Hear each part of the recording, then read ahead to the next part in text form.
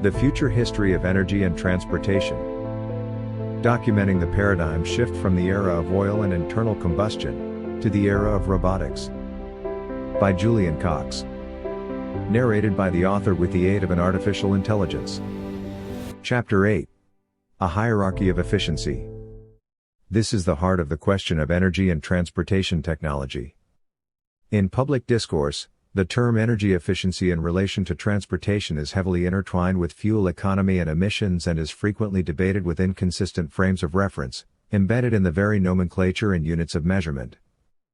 This is a topic in need of some serious remedial care, well worth going right to the beginning of what is energy and to define what is it that we want to be efficient about.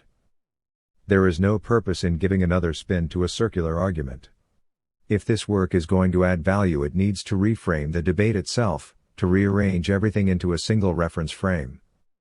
A reference frame that allows the equivalencies of engines and batteries, and other technologies, to be viewed as one continuum, a rearrangement of the functional elements, be they chemical, thermal, electrical or mechanical, to achieve a common desired outcome, transportation, and with what efficiency and from whose perspective. Not a mixture of disciplines wholly alien one from another. So let's do that then. When dealing with the physical world of applying energy to matter, there is invariably some unwanted currency exchange. At least a handful of small change in a variety of unwanted currencies. Intentionally seeking a currency exchange, like obtaining light from a flaming torch, can be like encountering a particularly unreasonable airport kiosk that will hand over 1 or 2 euro cents of radiant energy in the visual spectrum, for $100 of thermal energy potential in the form of lamp oil combusted in air, with most of the balance taken in commission known as waste heat, some in sound, and so on. While this may seem to fully define the physics and meaning of energy efficiency, with efficiency of all kinds, perspective is everything. So if in fact the flaming torch owner valued the heat as well as the light, to both warm and illuminate a corridor, the crackling sound seemed pleasant too, and the purpose of the heat was to combat imperfect room insulation, as opposed to counting the room as part of the machine. The energy efficiency of consuming lamp oil could be said to approach 100%. That is, unless we were to broaden the context to include the energy expended to retrieve and refine the lamp oil from its source. Let's say it comes via a boat journey from across the sea. Is this a question for the customer, for the lamp industry, or for society? Where does cleaning up soot fit into the energy equation? What if lamp black was useful? To get to grips with energy for transportation, where the cost input is assumed to be energy supplied via a pump or charging outlet and the value output is assumed to be a number of miles of transport, supplied on demand, for passengers and their luggage to undertake ordinary road journeys. Something that will help immeasurably to parse out what we are looking at as a hierarchy of efficiency such as this. 1. Component level energy efficiency. 2. Vehicle level energy efficiency. 3. Societal level energy efficiency. 4. Infrastructure level energy efficiency. 5. Materials level efficiency. 6. Labor level efficiency. 7. Service and systems level efficiency. Now a first pass at describing each step in synopsis. 1. Component level energy efficiency compares the inputs and outputs of energy on the test bench.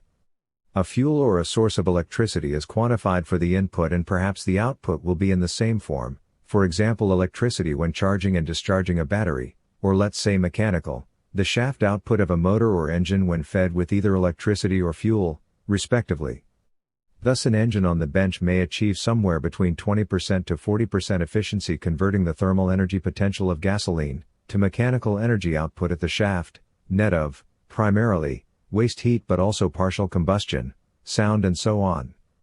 Similarly, an electric motor may achieve typically 85 to 92% efficiency converting electricity to shaft output. Batteries, chargers, inverters perhaps 90 to 95% from electricity to electricity, fuel cells perhaps 40 to 60%, depending on design but also heavily dependent on steady-state output.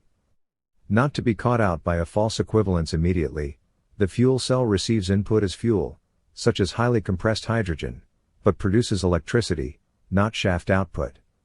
For shaft output on the bench to compare directly with the performance of an engine, we would need to connect a motor and an inverter to the fuel cell stack and ensure the motor shaft thus arranged was actually supplying all of the fan cooling required, for equivalence to an engine fan, or to ensure that another motor and fan was connected to the fuel cell, and not to another power supply in the lab, and then to compare the thermal energy potential of the fuel input to the shaft output of the drive motor.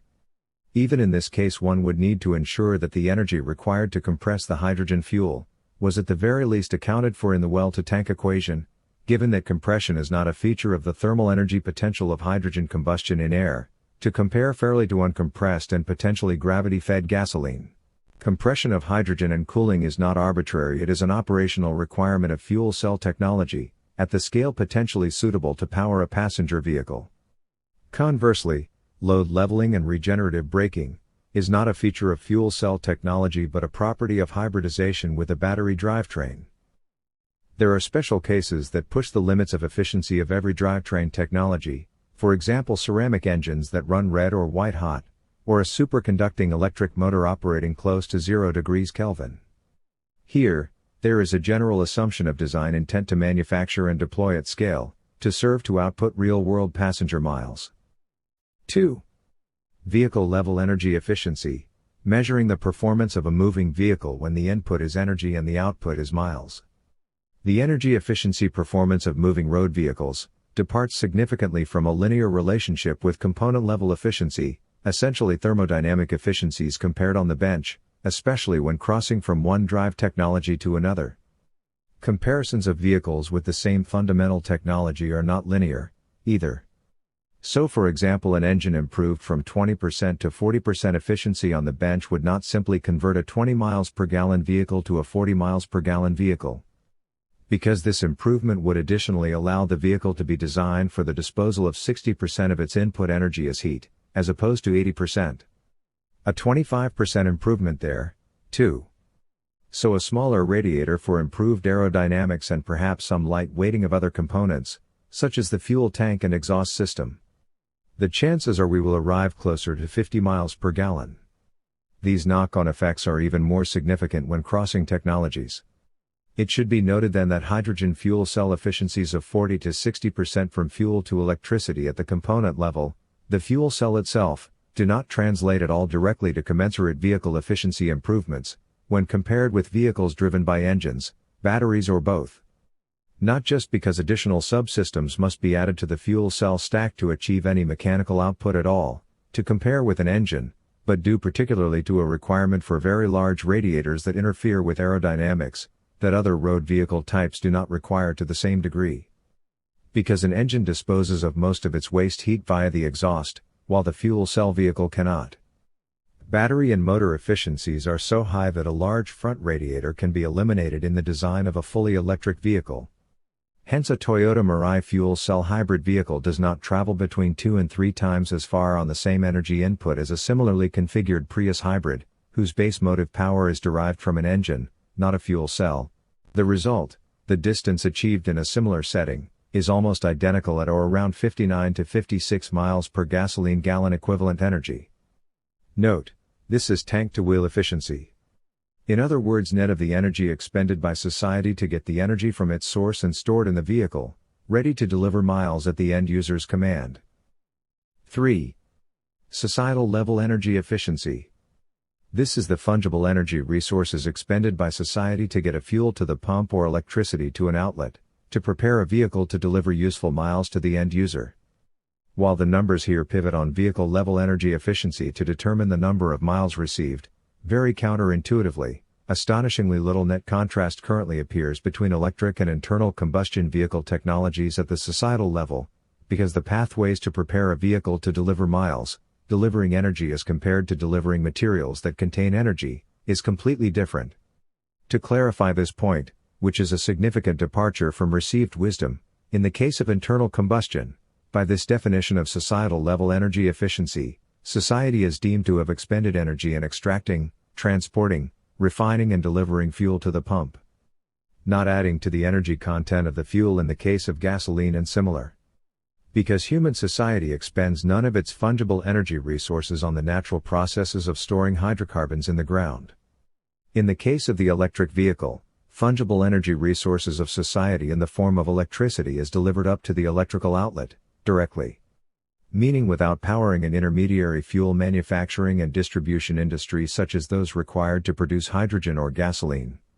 Similarly, human society does not expend energy on the sunlight harvested by a solar array, any more than the energy potential of oil harvested by an oil rig. It is equally the case that society does not pay for the nominally 85% of the energy of sunlight a solar array fails to convert to kinetic energy in a vehicle, nor the nominally 85% of the energy potential of oil from the ground that fails to convert to kinetic energy to drive a vehicle with an engine. In economic terms, the societal decision comes down to choosing whether to expend available electricity and available stocks of refined fuels to power intermediate fuel manufacturing industries, or whether to direct electricity to charging infrastructure, to achieve the same desired outcome, vehicles ready to deliver miles on demand. Both pathways result in delivering vehicle miles in remarkably similar amounts, in the proximity of 3.27 miles per kilowatt-hour, which comes to 306 watt-hours per mile by either pathway. This is all about placing societal resources and demands on the system, in the correct boxes, upstream of a customer's requirement for miles. This is vital to a right understanding of energy efficiency and how we think about directing our fungible energy resources as a society, whether in government or when scanning the horizon for opportunity in business. This is why the public debate on this topic traditionally goes circular, and how to stop it doing so. Up until very recently, there was validity to the argument, why do we have to make electricity to power cars when we can just dig oil out of the ground? The Tesla Model 3 representing good customer value at a mid-market price and with energy consumption of 239 watt-hours per mile, and no more than 256 watt-hours per mile after grid and charging losses are considered, is the very first case that flips the script to why don't we just make electricity instead of having to expend more energy digging oil out of the ground, only to achieve a poorer return in terms of miles? One could argue this is a good reason in physics why battery electric vehicles of a century ago lost to internal combustion, and why the reverse is now predictable in energy terms, despite the case explored herein, that this is not really why markets move. The stark distinctions between different technology approaches, sufficient to move markets, show up elsewhere, in materials and labor efficiency, services and systems. Meanwhile, the take-home message in terms of the energy-based theory of the macroeconomics of societal-level energy efficiency, long influenced and informed by the Buckminster-Fuller-Dim action optimization, that most unfortunately, seized upon energy efficiency and not human economic efficiency as its organizing principle, is that the gross disparity in component-level and vehicle-level energy efficiency, long touted as an irrefutable argument for electrification, only the most nefarious self-serving fossil fuel monopolist could deny, has only just pulled electrification past the societal energy efficiency competitive tipping point with internal combustion, at this time of writing. It wasn't previously a done deal, let alone an obvious one. Nevertheless, while societal level energy efficiency is now moot or better in favor of electrification, despite the preponderance of scale in internal combustion, the traditional focus on component and vehicle level efficiency was never the best argument for electrification of transport and remains a source of multi-billion-dollar, and worse, miscalculation in both corporate, public and international policymaking. Hydrogen at closer to 1,000 watt-hours per mile in terms of societal level energy efficiency, by any pathway, including the prospect of SMR of methane hydrates, is hopeless save only by dint of government fiat, in serious error.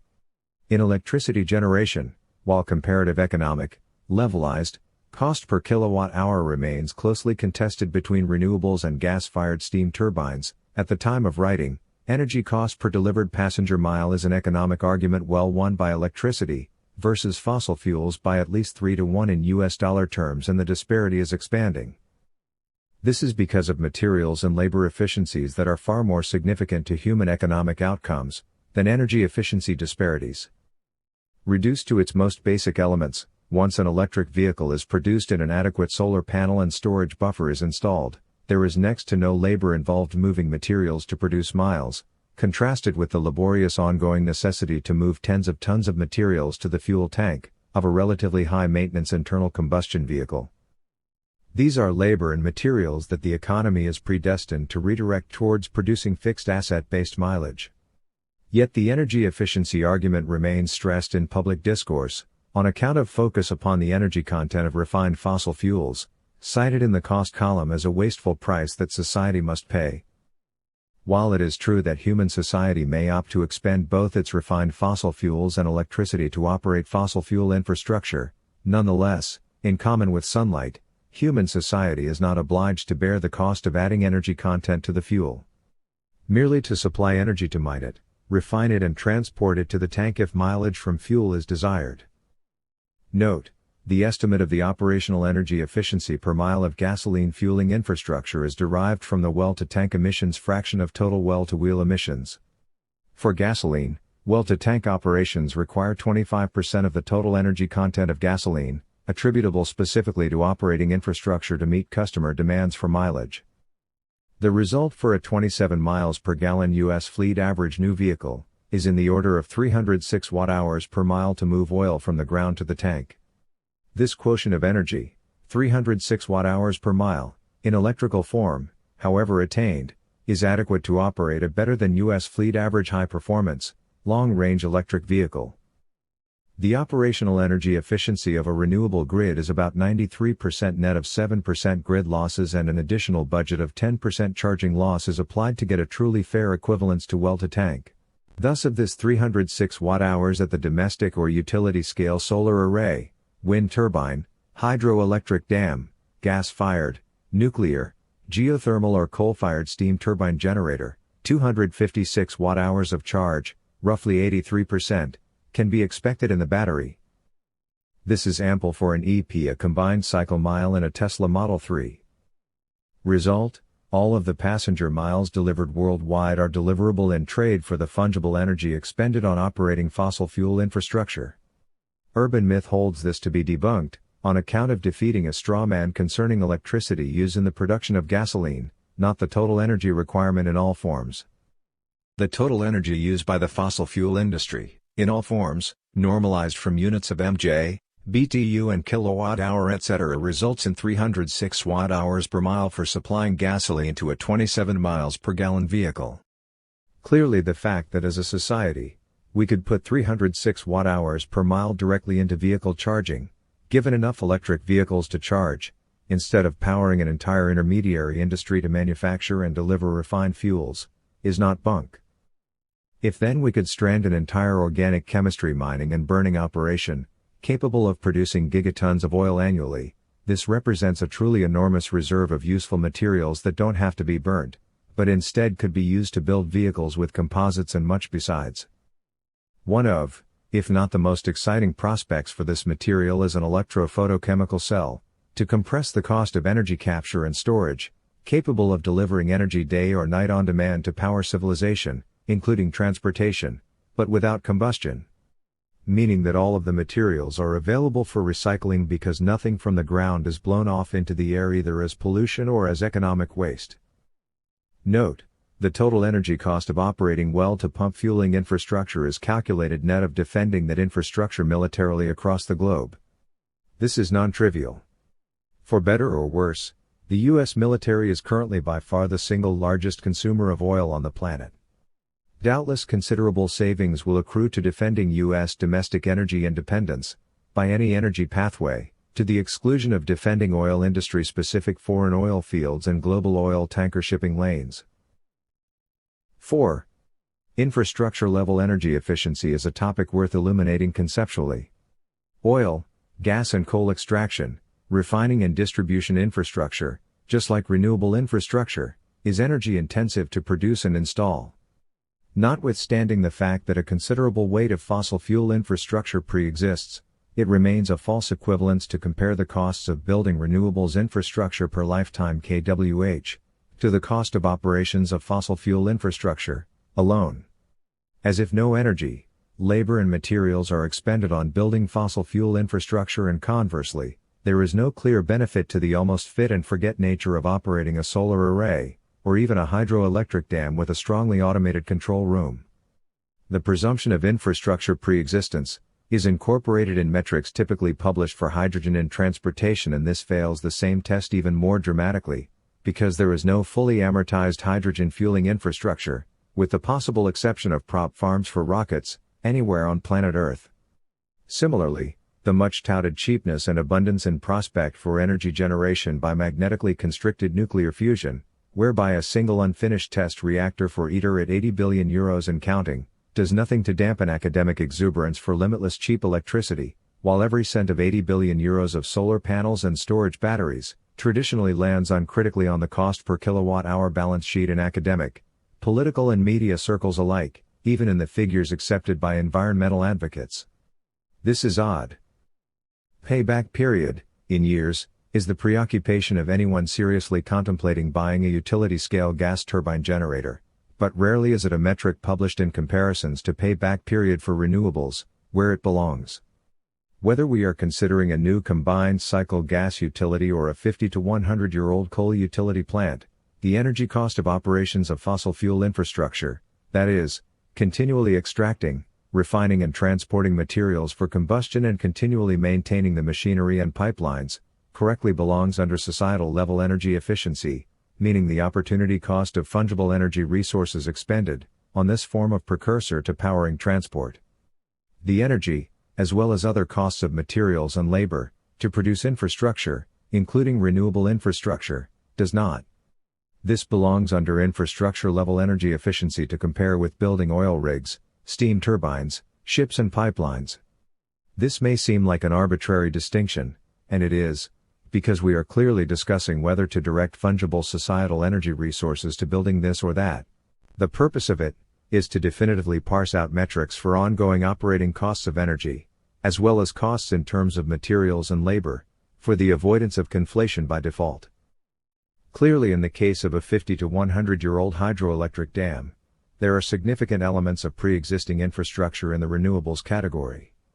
It is neither a good nor reasonable approximation, over a 5 to 50-year time horizon, relevant to a discussion of grid mix for the powering of electric vehicles and robotics more generally, that generative assets in either category pre-exists. In 50 years, it is a safe bet that the vast majority of generative assets powering civilization will be less than 50 years old. There isn't a clear-cut case of whether to use our pre-existing fossil fuel infrastructure, or to count the cost of building renewable infrastructure to replace it, as assumptions embedded in reports and rhetoric for public consumption typically presumes, including by advocates of renewables. What to expend energy, materials and labor resources building, whether on new fossil fuel infrastructure or new renewable infrastructure, is a real choice when contemplating the road ahead, while obsolescence on account of exponential cost of maintenance with age and inability to compete per unit cost of operations will naturally shift the grid mix. In any case, cost amortization of energy, materials and labor to produce and install energy production and distribution infrastructure of any kind belongs in the same reference frame, be it amortized production and installation cost, or cost of operations, for a like-to-like comparison. There is a term, LCOE, levelized cost of energy, that ostensibly combines production, installation and operating costs into a single metric, of cost per kilowatt-hour or megawatt-hour, that is applicable universally. Even so, for a right understanding, it is vital to check under the hood of LCOE metrics for aged fossil fuel utility assets approaching obsolescence, accounted for as fully paid, and to consider the time horizon of interest, where more often than not, decommissioning and replacement of those assets will have occurred. Here the IEA, International Energy Agency, is forecasting new build and in some cases the obsolescence of a variety of energy infrastructure, between 2017 and 2040 in MTOE, megatons of oil equivalent. As can be seen, the IEA is forecasting some obsolescence of oil, coal and nuclear energy and so-called advanced economies in favor of renewables and natural gas. This excludes China. This is forecast to be met with overcompensating new build of oil and coal and nuclear energy in so-called developing economies, which by WTO definition includes China, and China is indeed frantically commissioning new coal and nuclear utilities, in addition to renewables. Note the curious significant other slated for new build in the oil, gas and coal columns. This is hydrogen. With respect to gas turbine generators, the world currently has four main producers: Alstom Power, General Electric, Siemens Westinghouse and Mitsubishi Heavy Industries. As a sample, it would appear that payback period for a typical combined cycle gas turbine generator from these vendors is around 6.3 years, net of maintenance and the cost of fuel, whereas utility-scale solar and wind projects are apparently breaking even on the order of 1 to 2 years, whereas maintenance is trivial and the fuel, sunlight, is ambient. By choice, parsing out the energy content of infrastructure is one of only 2 concessions to scope limitation of this work. Save to highlight conceptually that one simply cannot count the energy and other costs of solar infrastructure and ignore the energy and other costs of hydrogen infrastructure and then compare the asset amortization-based economics of solar electricity to the operational economics of hydrogen, as if pre-existing hydrogen SMR infrastructure, or fossil fuel infrastructure assets more generally, is included as standard with every copy of Microsoft Excel. 5. Materials level efficiency, defined here as the tons of processed mine materials consumed, net of end-of-life recycling, where applicable, per lifetime mileage delivered. The second concession to scope limitation of this work is to treat the curb weight of vehicles including such items as engines and batteries, as merely a complex energy-intensive case of processed mine materials expended to achieve transportation, and to add the non-recyclable portion of this material consumed, to the mass of fuel consumed, which is also a processed mine material. While marginal differences do exist in the relative efficiency of obtaining the materials required to build cars of different types, subject to dynamics of innovation and scale, truly significant, and immovable, contrasts in materials level efficiency appear between technologies, primarily on account of the continual use of processed mine materials, fuels, for combustion, versus the reuse of materials in rechargeable systems.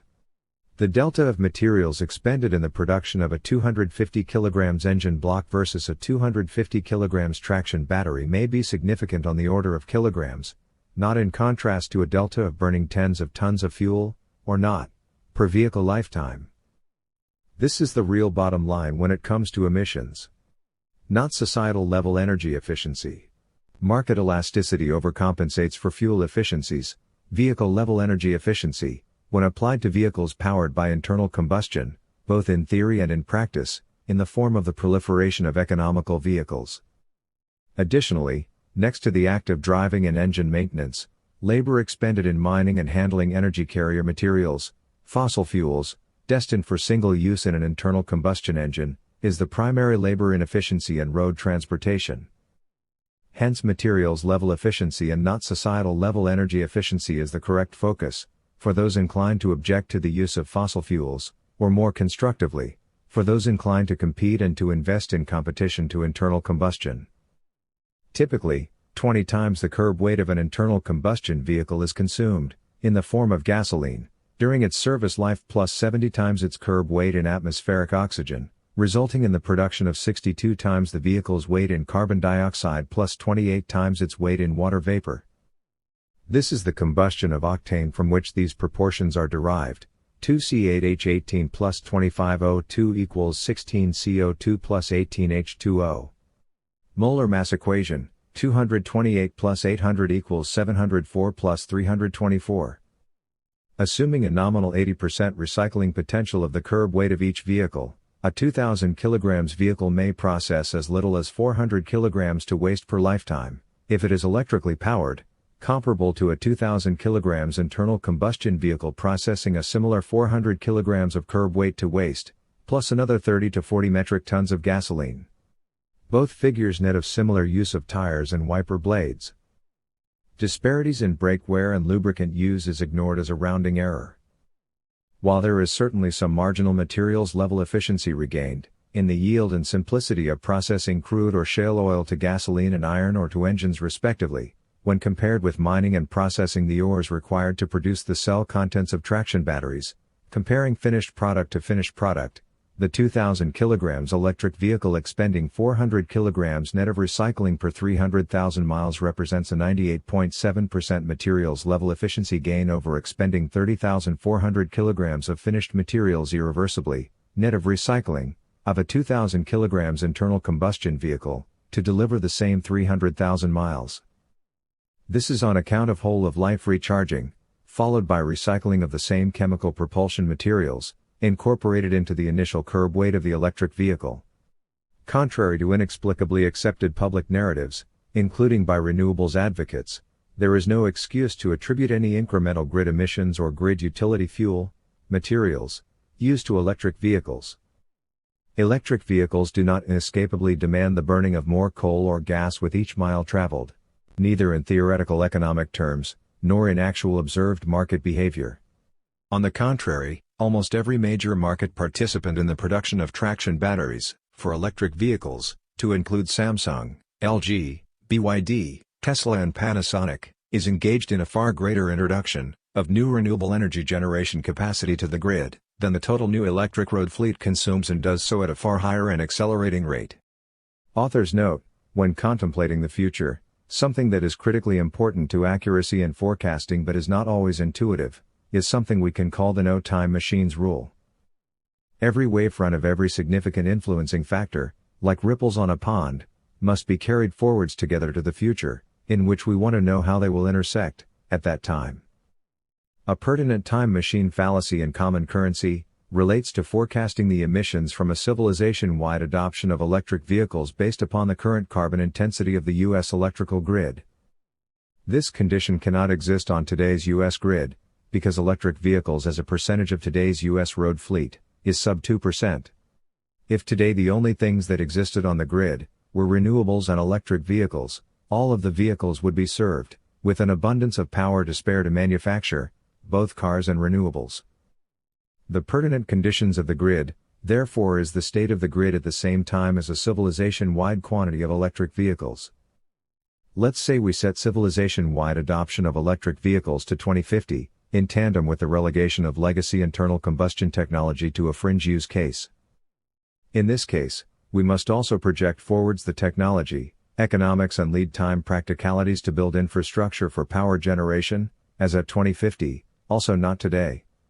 In 2050 this is assuredly not a significantly coal or gas-fired grid, despite accounting for the known ripples on the pond pertaining to sunk capital and vested interests in those technologies. When determining the emissions associated with powering a very large future EV fleet, it cannot sensibly be ignored, either as a starting condition, a trajectory, nor as a final outcome, that new renewable energy production capacity dramatically exceeds the rate of new EV power consumption throughout, at any scale, including hundreds of percentage increases, in the total scale of the economy. New electric vehicle power consumption has never outpaced new renewable capacity, and will not from here to market saturation, of both electric vehicles and renewables. Any suggestion to the contrary implies trend reversals that are unrealistic. So much so, that a simultaneous halving of the trending advance of renewables and a doubling of the advance of electric vehicles will have no effect, directionally, upon outcomes whatsoever. There is never a novel net draw on the legacy grid.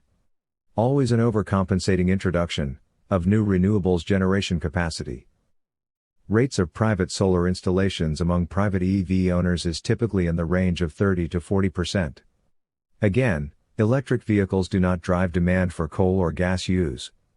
On the contrary, they are a primary market catalyst next to cascading costs of renewable energy generation and storage, as well as government incentives and general sociological pressure for an observed and predictably ongoing proliferation of renewables, the only material threat to which is hydrogen derived from hydrocarbons, deceitfully marketed as green. Returning then to the actual comparison that matters, without the misdirection and confusion of allocating legacy grid emissions to electric vehicles, given the competing options of 400 kilograms versus 30,400 kilograms in net processed mine materials expended to deliver the same customer value of 300,000 miles, the 30,400 kilograms pathway cannot possibly compete economically at scale, not even close, and the competitive tipping point to drive scale in the 400 kilograms option, the electric vehicle, has already been attained, at least in the mid-market for new vehicles, long before comparable economies of scale.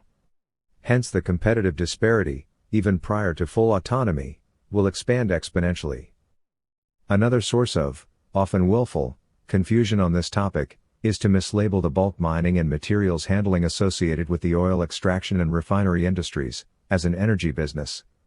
Yet a bulk mining and materials handling business it is, as is irredeemably required to drive internal combustion, with the drilling invoices, weigh station dockets and customer receipts by the liter and gallon to prove it. 6. Labor level efficiency. Defined as operational labor inputs per measure of useful output, such as miles deliverable by a vehicle on demand. This is net of infrastructure production and installation as well as vehicle production, which is somewhat moot but also highly dynamic. Instead, to ensure that we are discussing ongoing labor consumed directly to move people and goods, as distinct from labor engaged in building fixed assets and vehicle fleets. Hence, when going from a 20 miles per gallon to a 50 miles per gallon vehicle, we could consider reducing the labor allocated to supplying fuel per mile proportionately, before turning attention to maintenance and drivers. Stark contrasts appear between technologies and labor level efficiency, whereas operating solar to electrical outlet infrastructure is relatively passive. Eliminating engine and exhaust maintenance is significant. Eliminating the need for a driver to attend to every mile naturally results in a dramatic step change in labor efficiency per mile.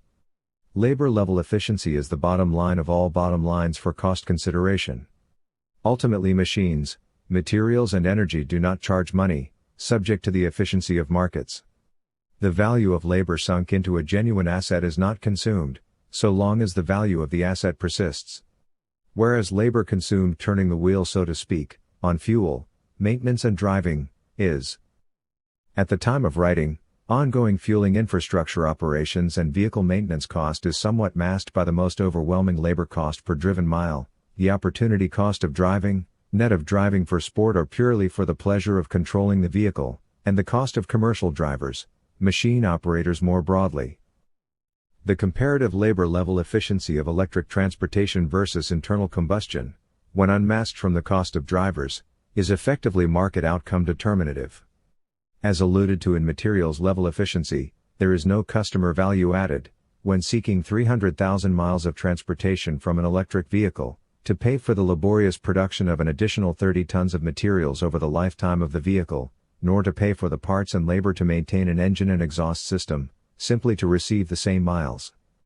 Once unmasked from the cost of a driver, these incremental labor costs alone render internal combustion uncompetitive, regardless of similarities in societal level energy efficiency between powering a vehicle directly with electricity and powering an intermediary industry to deliver fuel via a pump.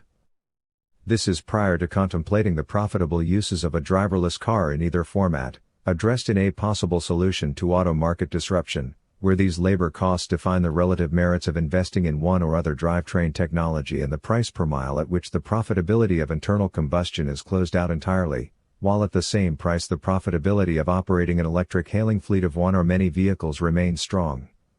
The vehicle lifetime disparity in these labor costs ensures that ultimately, an internal combustion vehicle, no matter how close to zero cost to manufacture, no matter how second-hand, whether presented as a gift or even stolen, will nonetheless become a relatively costly mode of obtaining miles of transportation, compared with simply hailing an autonomous electric ride. 7. Service and systems level efficiency takes a departure from energy, materials and labor cost per mile and speaks instead to systems and technologies aimed at improving the value of miles delivered, as a proportion of the total possible, by eliminating waste. So, for example, reductions of unnecessary energy production, such as spinning reserves and curtailed energy capture, such as wind power availability with no instantaneous market demand, unnecessary infrastructure, unnecessary materials, unnecessary labor and unnecessary miles. This essentially applies to autonomous vehicles and smart grids, including grid storage. In general terms, anything from GPS navigation and traffic-aware route planning, to full autonomy would fit here. A 10% reduction in fleet average miles spent circling for parking spots, or getting lost, is just as valuable as a 10% improvement in vehicle-level efficiency. The network effects of a smart grid that anticipates, schedules and routes variable and intermittent power in sync with the charging requirements of an EV fleet, minimizes the need for a whole layer of grid storage infrastructure, at no marginal cost at scale. Stark contrasts in terms of opportunity for efficiency gains appear between drivetrain technologies at the service and systems level. If we can accept that labor level efficiency is the real economic bottom line, that materials level efficiency is the bottom line for the environment and for the opportunity to redirect gigatons of natural resources annually from producing exhaust to producing an abundance of raw materials for durable goods and assets, finally, that societal level energy efficiency describes the energy we actually have to work with, without conflation with the energy content of intermediary materials, already accounted for as materials, then service and systems level efficiency is the real economic top line. In combination with this hierarchy of efficiency, we now have the tools to contemplate efficient delivery of elegant services, made possible by machines of all kinds, including autonomous electric vehicles and robotics more generally, operating on a renewable smart grid, whether delivering mere passenger transportation, or aimed at completing the valuable purpose of any journey autonomously, from curb to curb or from store to fridge and much besides. With everything parsed out into the right boxes, there ought to be no confusion that we are discussing a staggering upgrade from curb-to-curb passenger miles obtained from late 20th century fueling infrastructure and manually operated internal combustion technology.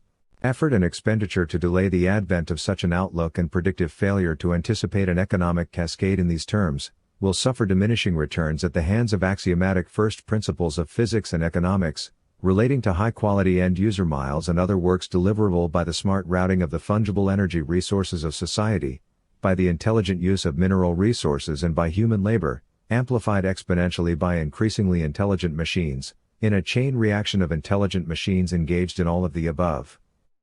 It should not be controversial at this juncture to note that manually operated internal combustion is not an investment, be that corporately or from the perspective of a new vehicle customer, and it cannot compete even in the relatively short term with modern vehicle technologies now market available, albeit in their late infancy at the time of writing.